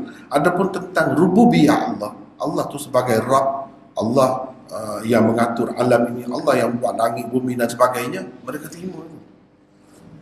Mereka tidak ada percaya kepada hari kemudian, itu tidak ada. Memang jelas dalam Quran. Ni kafir Quraisy ni tak percaya kepada hari kemudian. Adapun orang Kristian, orang Yahudi, Ahlul Kitab, mereka percaya pada dasarnya hari kemudian itu. Cuba perinciannya tu ada beza lah, tapi pada dasarnya dia terima. Hidup selepas mati ni ada. Adapun kafir Quraisy tidak. Kafir Quraisy memang menolak hari bangkit ataupun hari kiamat ni, bagi mereka tidak ada. Yang jadi masalah mereka dengan Nabi kita Muhammad sallallahu alaihi wasallam dalam bab ketuhanan ni, dalam bab ketuhanan masalah tauhid uluhiyah. Itu uluhiyah dia tak terima. Allah saja yang boleh disembah. Orang-orang lain pun boleh juga disembah. Boleh juga kita nak minta dengan yang lain-lain. Tapi mereka terima Allah itulah Tuhan yang paling besarnya. Dalam Quran banyak sebut Kalau dalam keadaan kesempitan, dalam keadaan terdesak, dalam keadaan terancam nyawa, dia akan menyeru Tuhan juga, berdoa kepada Allah sahaja juga. Tak menyeru dah kepada yang lain-lain itu. Tapi dalam keadaan biasa, dia seru, dia sembah berhala dan sebagainya. Tuhan pun dia sembah juga. Dia kurbankan atas nama berhala, atas nama Tuhan pun ada juga. Itulah yang kita dapati keterangannya di dalam Al-Quran. Dia tak terima tauhid uluhiyah. Rububiyah dia terima. Tapi tidak jadi Islam juga. Dengan terima satu bahagian saja tak jadi Islam. Katakanlah Rusia ke ataupun lain-lain komunis yang tidak pakai sistem riba. Dia kata haram, riba tak boleh. Jadi adakah jadi Islam dia dengan sebab dia pakai kebetulan sama? Tak jadi Islam. Tak jadi Islam. Islam ni bukan itu saja. Sama juga ini. Kalaupun dia terima rububiyah, tidak jadi Islam. Sebab uluhiyah salah di situ. Tak terima. Lepas tu tak percaya pula hari kemudian, hari kiamat, hari pembalasan. Dia tidak percaya. Jadi macam mana nak Islam? Akidah dia tak betul. Usahakan mereka ahli kitab tu yang percaya kepada hari kemudian pun tak boleh. Sebab apa? Mereka sudah syirik dalam bab uluhiyah, sudah menyeleweng dalam bab uluhiyah. Dengan sebab itu mereka terpaksa kalau nak masuk syurga, kalau nak selamat, kena ikut Nabi Muhammad sallallahu alaihi wasallam. Adapun Nabi Isa pada asalnya betul, Nabi Isa tak ada apa. Mereka selewengkan kitab tu. Jadi dah rosak dah. Nabi Isa itu sendiri pun disembah. Jadi tauhid uluhiyah tidak ada juga pada mereka. Tauhid uluhiyah tidak ada juga pada ahli kitab. Tapi percaya pada hari kemudian itu ada. Walaupun perinciannya berbezalah dengan kita. Teruskan. Keempat, pemimpin dan pengikut. Istilah alladzina istakbaru digunakan untuk pemimpin-pemimpin yang sombong dan takabur. Istilah alladzina stud'ifu digunakan untuk pengikut-pengikut mereka. Mutrafin juga digunakan untuk pemimpin-pemimpin yang sombong, takabur dan hidup dalam kemewahan. Pada hari kiamat nanti, golongan mustada'afin akan berkata kepada pemimpin-pemimpin mereka yang zalim bahawa jika tidak keranamu, nescaya kami telah menjadi mukmin. Maksudnya ialah kamulah yang menjadi penghalang kepada berimannya kami. Ayat 31. Laula antum lakunna mu'minin. Jadi sekejap. Di sini alladzina istakbaru, alladzina stud'ifu. Ini juga kata kunci di dalam surah ini. Alladzina istakbaru tu orang yang sombong, pemimpin-pemimpin terutamanya. Dan mutrafin. Ini mutrafin ni istilah yang disebutkan juga di dalam surah ini dan juga dalam surah Isra. Apa ni? Idza aradna an nuhlika qaryatan amarna mutrafiha fafasaqu fiha. Itu kan dalam ayat tu fahaqqa alaihimul qaul fadammarna tadmiran. Begitu ayat tu. Bila kami nak membinasakan sesuatu negeri itu, amarna. Ni amar ni bukan suruh apa ni, amar tasyri'i. Ni suruh ni amar takwini. Sebab itu kalau kita belajar akidah secara salah, banyak benda yang kita dapat.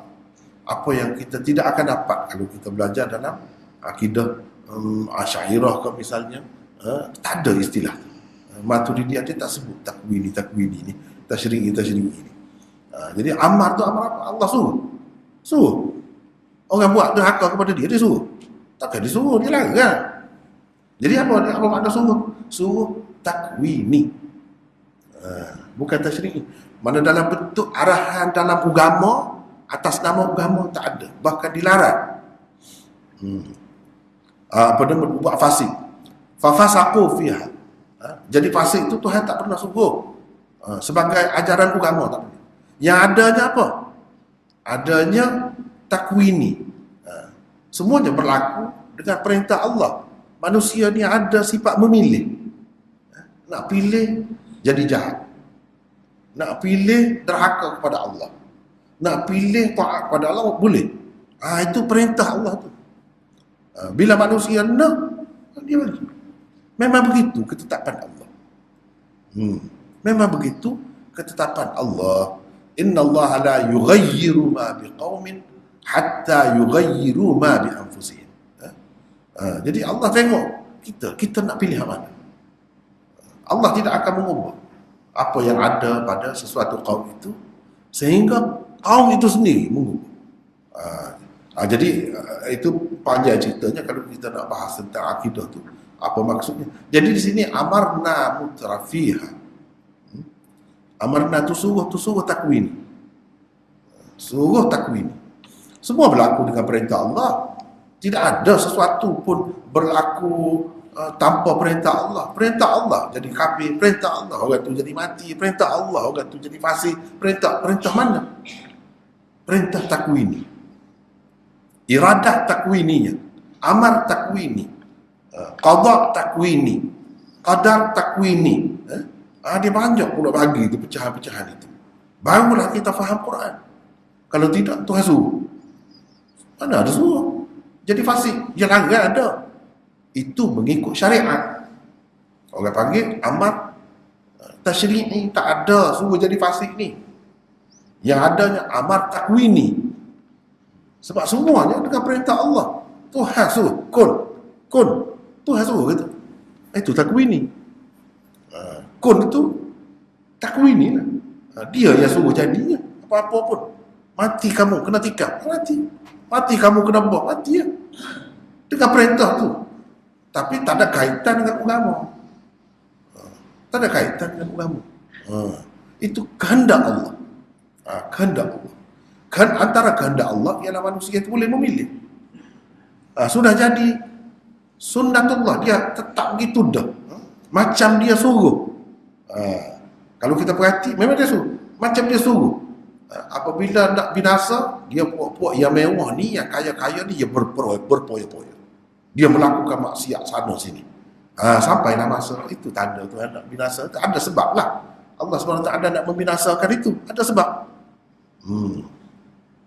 Jadi orang yang kuat minum arak, kuat dada, ambil dada apa semua. Itu dengan perintah Allah juga. Perintah apa? Perintah takwini. Untuk jadi sebab dia mati banget. Dia mati cepat. Allah juga perintah. Tapi bukan perintah syar'i. Dalam syariat tak ada. Ajaran Nabi ikut syariat ambil dada. Tak ada. Tapi itu berlaku tu. Orang tu ambil dengan perintah Allah, dengan kehendak Allah. Kehendak Allah, perintah Allah bukan bermakna dia redha. Redha lain. Kehendak lain. Suruh lain. Suruh dengan arti takwin itulah baru kita faham. Semua Allah suruh. Suruh takwini. Takwini itu macam mana? Kan ada dah persediaan dalam diri kita ni. Ini dadah ni dah tengok dah berapa amal dah mati. Berapa amal dah teruk jadi rosak, tak ada guna. Tak ada apa pun boleh tumpah. Orang yang kena dadah dia tengok dah. Nak pilih juga. Kalau pilih, kamu akan dapat hasil itulah. Jadi amarna mutrafiha fafasaqu fiha fahaqqa alaihimul qaul fadammarnaha tadmira. Kami hancurkan sehancur-hancur. Memang begitu. Allah SWT tidak hancurkan suatu kaum ni saja-saja begitu. Dia tengah elok-elok, baik-baik tiba-tiba begitu. Dia ada sebab dia. Dia ada hukum dia. Dia ada orang panggil sunnatullah. Sunnatullah. Dia tidak berlaku mudah-mudah begitu. Sebab itulah manusia ni bertanggungjawab. Misalnya orang insurans, orang apa, kalau buat jambatan tu tiba-tiba untung dalam masa sekejap. Kenapa orang lain buat beratus tahun tak untung? Keadaan biasa. Kalau kena bom tu lain cerita lah. Dalam keadaan biasa ni saja-saja pun boleh untung. Ada tak kena lah tu. Ada rasuah ke apa ke, tak kena lah tu. Sebab kalau mengikut ilmu, dia kata benda ni boleh tahan selama ni. Dia belajar lah tu. Dia tahu lah tu ilmu dia boleh tahan selama ni. Orang yang buat kereta pun kereta ni 10 tahun. Sebab tu dalam masa tu ya juga insurans dalam masa tu dia nak bagi duit pun bukan senang. Kena tengok juga orang menipu ke tidak. Kalau menipu tak boleh. Orang tu digantung ke apa ke misalnya company tu yang buat jambatan ke buat bangunan ke apa, dia sudah tahu kira-kira itu manusia boleh tahu. Manusia boleh tahu kira-kira dia buat dia selama mana sebab dia uji dengan ilmu dia. Kerana ada ilmu lah dia boleh agak, dia boleh tahu tu. Jadi Allah SWT tahu manusia ni kalau tak ambil dada kira-kiranya boleh lagi. Kalau dia ambil dada lagi banyak mati. Semua tu berlaku dengan kehendak dia. Tapi dia tidak suruh. Yang dia suruhnya jangan. Apa ni? La taqtulu anfusakum wa la tulqu bi aydikum ila tahlukah. Itu maka dia larang. Itu hak tasyri'inya. Tasyri'inya larang membinasakan diri sendiri. Jadi ambil dadah tu membinasakan diri sendiri. Ya. Jadi termasuk dalam larangan lah. Larangan apa tu? Larangan tasyri'i. Lepas tu Tuhan larang kau dalam kenyataan. Tak larang. Kalau larang tak berlaku lah. Tu orang ambil dadah juga tu. Maknanya dia tidak larang tu. Tidak larang dari sudut takwini. Tu benda yang kena faham. Ibnul Qayyim tulis panjang cerita ni, takwini, tasyri'i dalam kitab dia Syifa'ul Alil. Syifa'ul Alil. Tapi dah kalau kita duduk kelahi dengan dia, duduk bermusuh dengan dia, kita nak dapat ilmu dia macam mana? Tu bendanya, nyakit orang kita. Nah, dia bermusuh dengan doktor, dengan pakar pula tu. Dianya ada penyakit, tapi dia tidak sedar. Mati gitu. Siapa dia suruh? Sebab tu kena terbuka. Barulah bertemu. Oh, ada takwin ni, ada tasyri'i pula. Baru faham. Kalau tidak, bercanggah dengan kenyataan. Macam mana boleh berlaku tanpa perintah Allah, tanpa kehendak Allah? Berlaku. Kehendak. Tuhan tidak larang bila manusia pilih. Sebab dia tidak larang. Kalau dia larang, mesti terhalang. Tak ada orang mati kidadah. Ni mati tu apa khabar? Rosak tu musnah, tapi hidup. Maknanya itu kehendak dia, itu perintah dia, tapi bukan berupa syariat, bukan berupa syariat. Itulah yang digambarkan dalam kisah Nabi Musa dengan Khadir tu. Khadir tu dia buat hak Allah SWT tu, takwini tu. Apa yang dilakukannya adalah takwini tu, berupa hukum takwini. Nabi Musa duk bantah dia berdasarkan hukum tasyri'i. Dia tak boleh bunuh orang. Tuhan ambil nyawa tiap hari, tidak bunuh. Dalam bentuk zahir bunuh, orang tu bunuh. Tidak berlaku dengan kehendak Allah. Tuhan tak tahu kan? Tanpa izin Allah kan tu? Izin Allah lah. Izin takwini. Bukan izin tasyri'i. Kalau tasyri'i tak boleh bunuh orang. Jangan bunuh orang. Itu larangan. Adanya, bukan suruh. Tapi berlaku. Berlaku suruh. Suruh takwini. Gitu. Kena faham, barulah jelas. Kalau tidak duduk, tak faham. Sebab tu jangan musuh. Jangan musuh dengan Ibnul Qayyim. Macam kata kepada Ibnul Qayyim. Sebab tu saya kata, orang yang benci kepada Ibnul Qayyim tak ada lain kecuali ahli bid'ah. Ahli bid'ah. Dia tak faham tu. Macam mana dia tak faham? Yalah, kalau tak faham, cuba nak faham, boleh tahan juga. Hidup lawan orang. Tuduh sana, tuduh sini. Itu masalahnya masyarakat ni. Sebab tu saya kata punca semua ni sistem pendidikan yang tidak lengkap. Tu jawapan saya. Satu. Jadi cek baliklah. Kalau lengkap dia tidak jadi gitu. Dia tidak jadi gitu. Kamu belajarlah cara ni 15 tahun. Kamu tak akan bertemu. Pada kata apa? Sistem lah tu. Bukannya benda payah sangat. Tapi dah tak diajar, mana nak tahu.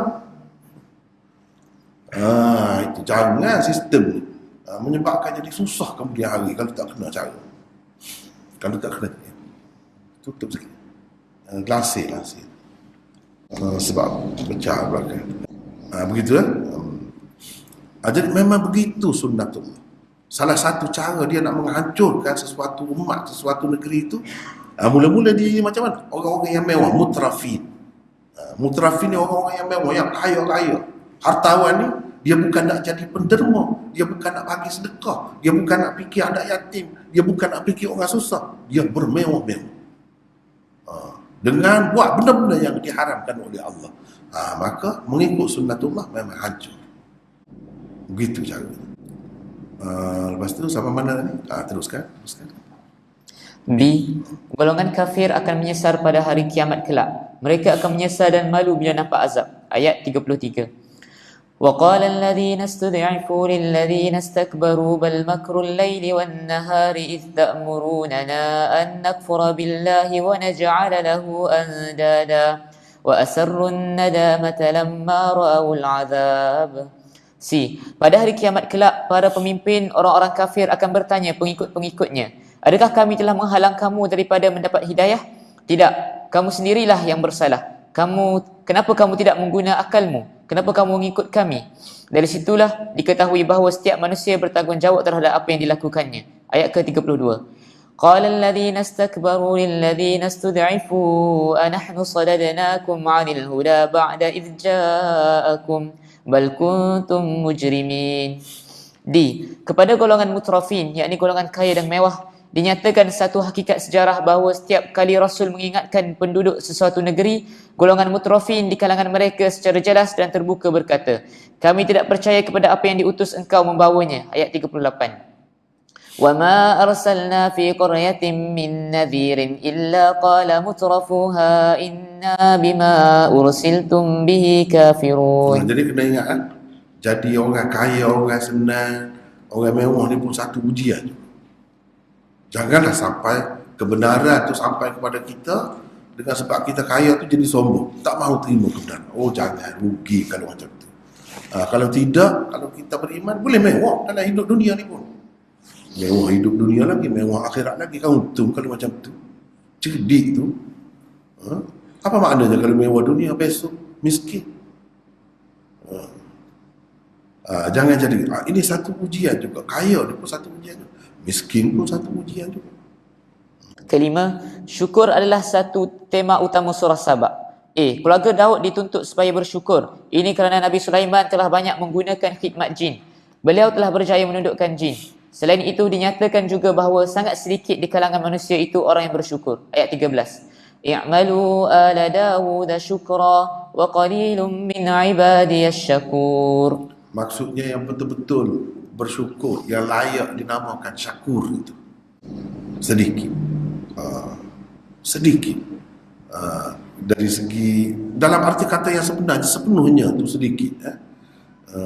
Syukur sedikit sebanyak tu ada, bukan tak ada. Kalau Islam tu syukurlah, tapi dalam arti kata yang sebenarnya, sehingga dia layak dinamakan apa nama ni, seorang yang bersyukur.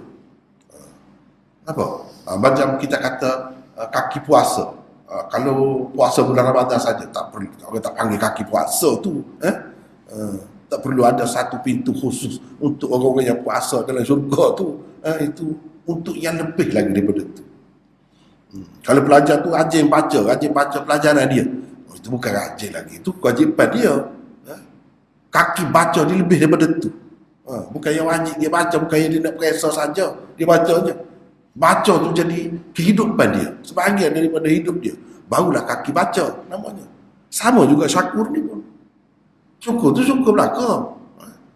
Tapi dalam arti kata yang sebenarnya, seperti Nabi SAW tunjuk tu. Nak buat macam tu payah. Tapi sekurang-kurangnya kalau yang asas tu kita sudah buat dah, tak apa dah, lepas dah, syakur dah. Cuma tidak kemuncak lah, tidak kemuncak. Kita nak kata abid, ahli ibadat. Ahli ibadat ni macam mana? Semua beribadat. Buat sembahyang 5 waktu tu pun ibadat. Tapi tak layak lagi nak panggil ahli ibadat. Kalau sekadar itu benda yang wajib. Ahli ibadat dia buat, yang tidak wajib pun dia buat. Begitu. Sama juga ni. Bersyukur ni, sembahyang. Wajib. Syukur juga tu sembahyang.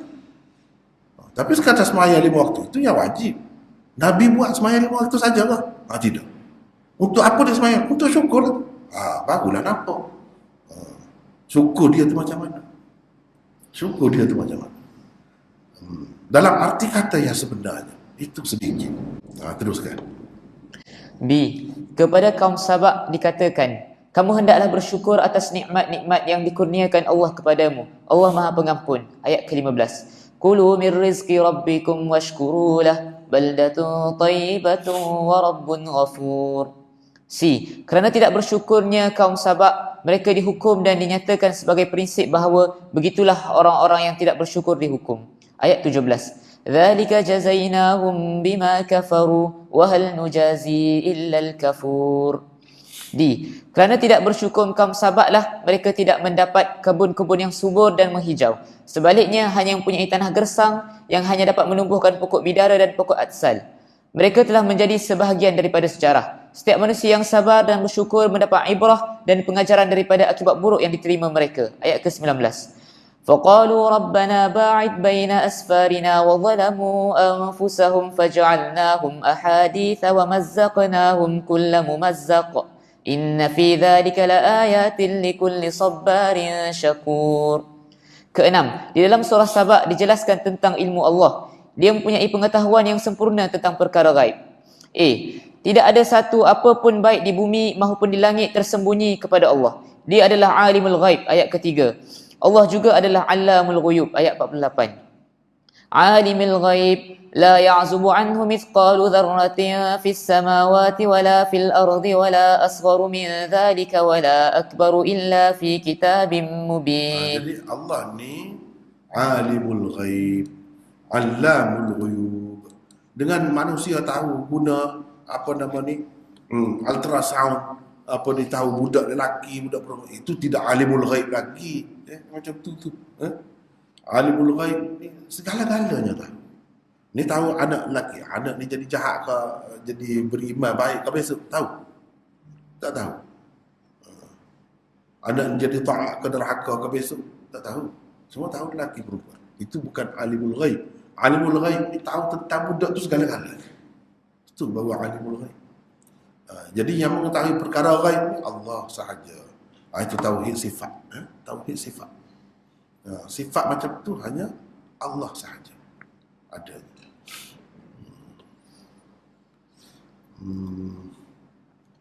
Jadi tahu segala-galanya.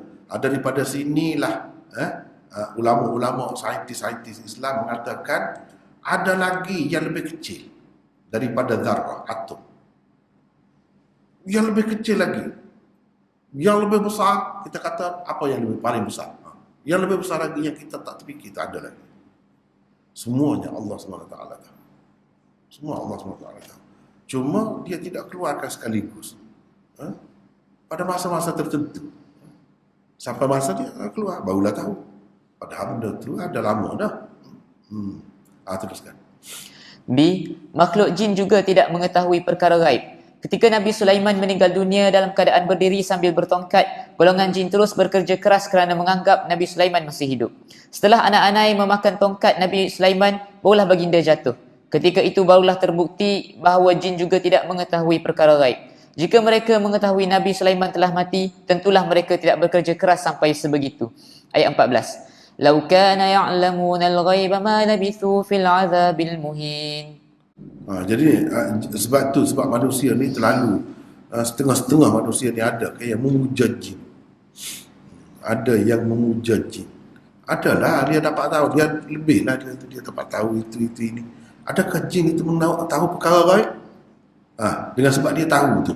Dalam tanah dia kata ada ni orang buat khianat pada kamu, dia tanam paku dalam tanah ni. Dia tanam apa-apa lah, kita kata.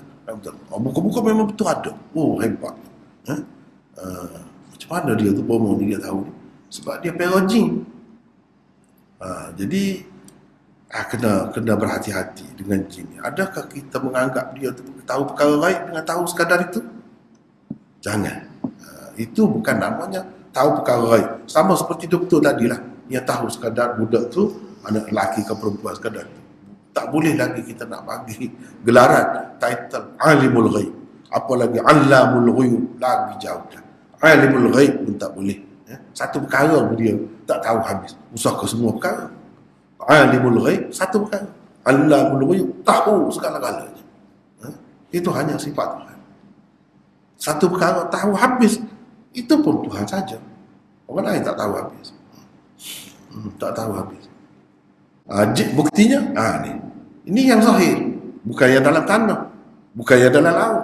Yang zahir Nabi Sulaiman cegah gitu pakai tongkat ni. Dalam ayat 14 dalam surah ni, cuba kita tengok ni ayat 14. Ni. Mana ni ayat 14? Falamma qadayna 'alaihi al-maut ma dallahum 'ala mautihi illa dabbatul ard ta'kulu min sa'atah. Bila Allah SWT putuskan nak matikan Nabi Sulaiman tu, Nabi Sulaiman mati dalam keadaan berdiri. Tak perasan. Jin tu buat kerja tu tak berhenti. Takut kepada Nabi Sulaiman. Falamma kharra, lepas tu anak-anak yang makan tongkat dia tu, min sa'atah, tongkat dia tu anak-anak yang makan. Bila makan baru jatuh, kharra tersungkur Nabi Sulaiman. Tabayyanatil jin. Barulah jin tahu. Allau kanu ya'lamun al-ghaiba ma labithu fil azabil muhim.